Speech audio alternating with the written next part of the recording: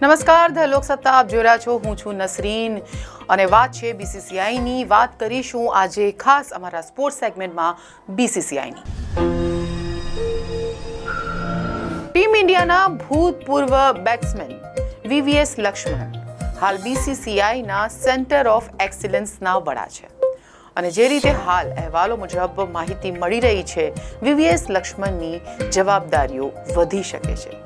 BCCI તેમને વધુ જવાબદારી આપી શકે છે. બીસીસીઆઈની વાર્ષિક બેઠકથી લઈને મુખ્ય પસંદગીકાર અજીત અગરકરના જે કરાર છે તે પૂર્ણ થયા બાદ, એટલે કે સપ્ટેમ્બર મહિના સુધીનો જે ગાળો છે તે ખૂબ જ મહત્વપૂર્ણ છે ક્રિકેટર્સ માટે અને બીસીસીઆઈ માટે. બીસીસીઆઈ દ્વારા મોટા ફેરફારો કરવામાં આવી શકે છે તેવી સંભાવના છે અને જેમાં બની શકે કે વીવીએસ લક્ષ્મણને મુખ્ય પસંદગીકારના ઉમેદવાર તરીકે તેમને રજૂ કરવામાં આવે. એવા પણ અહેવાલો પ્રાપ્ત થઈ રહ્યા છે કે લક્ષ્મણને બીસીસીઆઈના મુખ્ય ડિરેક્ટર તરીકેની ભૂમિકા પણ આપવામાં આવે.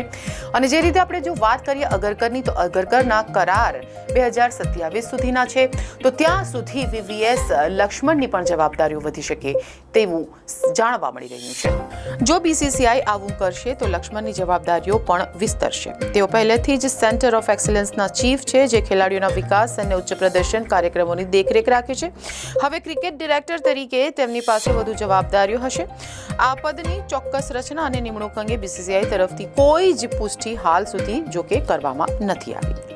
હવે તો સમય બતાવશે કે વીવીએસ લક્ષ્મણને શું જવાબદારીઓ સોંપવામાં આવે છે. ઉલ્લેખનીય છે કે અગરકરનો કરાર 2027 સુધીનો છે અને ત્યાં સુધી વીવીએસને પણ જવાબદારી વધે તેવી શક્યતાઓ અહીંયા દેખાઈ રહી છે.